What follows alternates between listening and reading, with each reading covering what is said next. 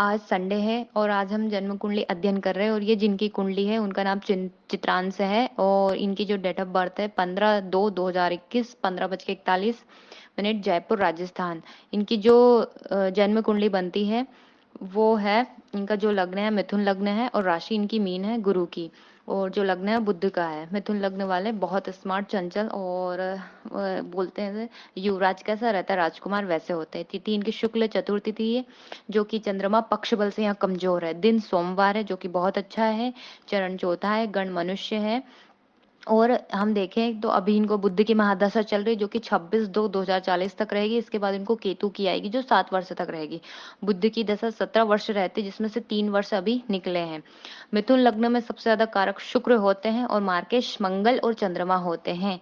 और इनकी कुंडली में कुल हम देखते हैं तो सबसे ज्यादा इफेक्टेड यहाँ चंद्रमा है। सर्वाष्टक वर्ग में भी हम देखें तो सेकंड भाव है, मतलब जो लग्न कुंडली से हम देख रहे हैं तो जो सेकंड भाव चंद्रमा ही आ रहा है तो वही सबसे ज्यादा कमजोर है, जो धन भाव भी है।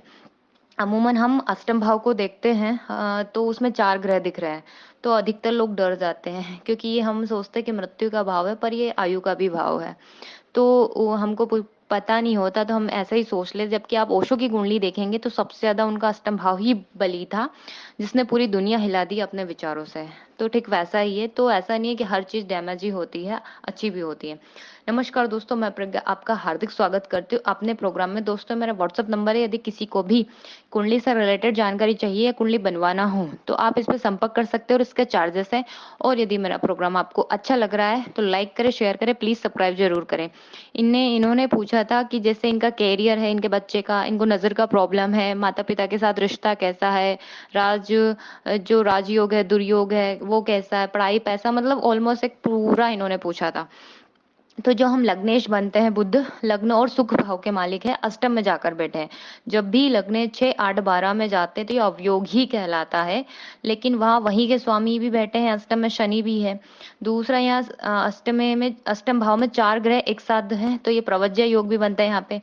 अष्टम भाव जो रहता है गूढ़, बोल सकते हैं विद्या, रहस्य, गुप्त ज्ञान, खोज, तंत्र मंत्र, ज्योतिष, ऑकल्ट साइंस, ऐसी खोज, रिसर्च, रहस्य आदि चीजों का रहता है। तो ऐसा जातक है कि कुछ ना कुछ नया हमेशा करेगा, खोजता रहेगा व्यक्ति। और व्यक्ति का लग्न ही यहाँ पे जाके बैठा है, मतलब आत्मा जहाँ वहां पे जाके बैठी है, तो आप सोच सकते हो कि पूरी लाइफ बंदा उसी फील्ड में रहेगा और वही उसको अदर चीज से मतलब ही नहीं रहेगा वैसा। इसलिए वो बहुत ज्यादा फिक्र करेगा, बहुत ज्यादा टेंशन करेगा, क्योंकि आत्मा जो कहाँ है, अष्टम भाव में जाके बैठी है, लग्नेश है वहां पे। इसके साथ ही चंद्रमा हम देखते हैं तो इनकी कुंडली में सबसे ज्यादा इफेक्टेड चंद्रमा ही कर रहे हैं। चंद्रमा पक्ष बल से बल ही नहीं है तो शरीर हेल्थ इशू देखने को मिलेंगे यहाँ पे, क्योंकि चलता रहेगा। ऐसा नहीं कि बहुत ज्यादा डैमेज होंगे पर कुछ ना कुछ चलता रहेगा, जिस टाइप से दशा आएंगी उस हिसाब से इनको इफेक्ट पड़ेगा। क्योंकि बुध लगने से अष्टम में है और चंद्रमा के नक्षत्र में है वो। और आप देखें तो पापकर्तरी योग में भी है, चंद्रमा के आगे और पीछे सूर्य मंगल है। माता जी को भी इनकी टेंशन रहेगी क्योंकि सुख भाव के जो कारक होते हैं वो चंद्रमा ही होते हैं, फोर्थ भाव के स्वामी। और अभी बुध है जो माँ को निरंतर, मतलब बोल सकते हैं छोटी मोटी बीमारियां लगी रहेगी क्योंकि चंद्रमा यहाँ पीड़ित है और माता को भी ये इफेक्ट डालेगा। इसके साथ ही हम देखें तो यह वाणी भाव है जो सेकंड भाव, जो धन का भी है, वाणी, कुटुंब, परिवार, 4 ग्रह की दृष्टि पड़ रही है तो वाणी में बहुत तेज ओज, सोच समझ कर बोलना, एक बार में ऐसा भूल देना, क्योंकि शनि की दृष्टि पड़ रही है वहां पे तो शायद किसी को बुरा भी लग जाए। मतलब एक्सपर्ट होते हैं ऐसे लोग बोलने में।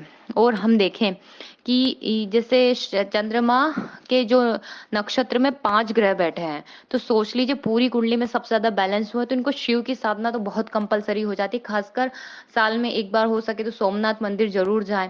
इसका साथ ही उनका जो मंत्र है, दीक्षा ले लीजिए, दीक्षा लगा, ओम लगाकर दीक्षा लेकर आप प्रणव ओम सोम सोमाय लगाकर भी मंत्र जाप कर सकते हैं। ये लाइफ टाइम करे बहुत अच्छा है। महामृत्युंजय का जाप करे तो ये भी लाइफ टाइम बहुत अच्छा है। इसके साथ ही 4 ग्रह का बैठना मतलब अष्टम भाव में, तो इनने पूछा था जॉब का, तो रिसर्च वाली फील्ड, जैसे प्रोफेसर हो गए, साइंटिस्ट हो गए, किसी भी फील्ड का मास्टर ये बना देंगे, लेक्चरर हो गए। एक फॉरेन से संबंधित भी, ये जैसे गवर्नमेंट भी जाते हैं तो जो फॉरेन से संबंधित जॉब होती है उसमें भी आप ट्राई कर सकते हैं। बेस्ट काउंसलर बन सकते हैं ऐसे।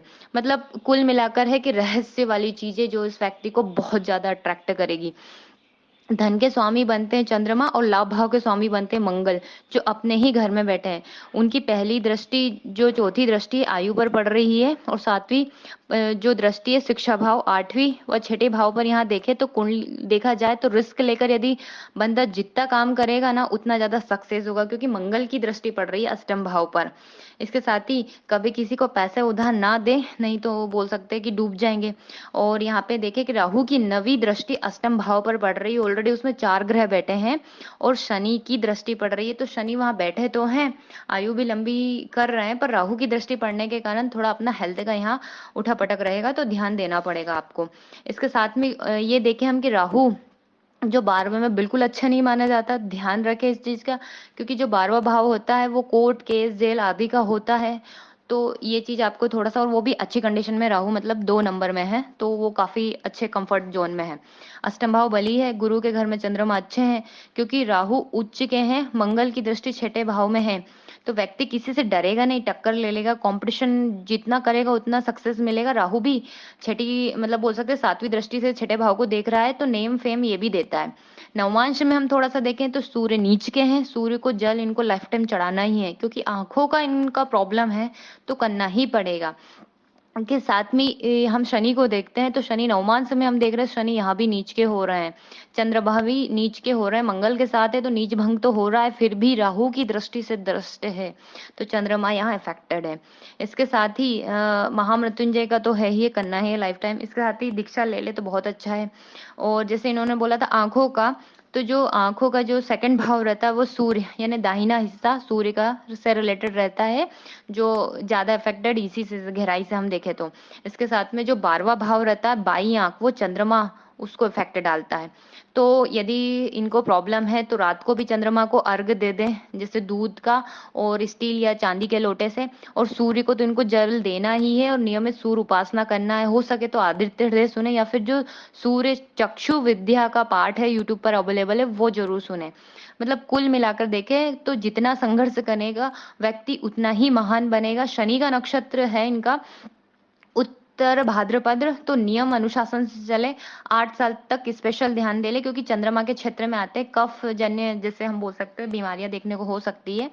तो यही है कि बहुत संघर्ष है, और संघर्ष से व्यक्ति महान बनेगा, और बहुत अच्छा है, शनि कुंडली डैमेज है बहुत अच्छी है। धन्यवाद दोस्तों।